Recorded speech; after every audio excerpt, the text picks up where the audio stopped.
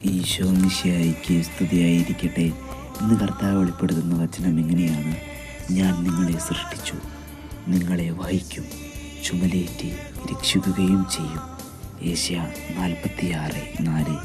ഈ വചനം വെളിപ്പെടുത്തുന്നത് ഇങ്ങനെയാണ്: കർത്താവ് നമ്മെ സൃഷ്ടിച്ചിട്ടുണ്ടെങ്കിൽ കർത്താവ് നമ്മെ വഹിക്കും, കർത്താവിനെ കാത്തുപാലിക്കും, എല്ലാ പാപത്തിൽ നിന്നും കർത്താവിനെ മോചിപ്പിക്കും, എല്ലാ തടസ്സങ്ങളിൽ നിന്നും കർത്താവിനെ രക്ഷിക്കും, എല്ലാ ശത്രുക്കളുടെ ഇടയിൽ നിന്നും കർത്താവിനെ രക്ഷിക്കും.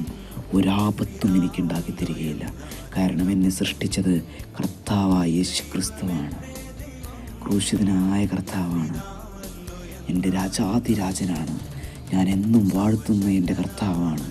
ഈ വചനം കേൾക്കുമ്പോൾ നമുക്കൊരു നിമിഷം ഓർക്കാം, എന്നെ സൃഷ്ടിച്ച കർത്താവിനെ ഞാനിന്ന് മഹത്വപ്പെടുത്തും എന്ന് പൂർണ്ണ ഹൃദയത്തോടെ കർത്താവിനോട് പറയാം. കർത്താവേ, ഞാൻ നിന്നെ മഹത്വപ്പെടുത്തുന്നു എന്ന് പറയാം.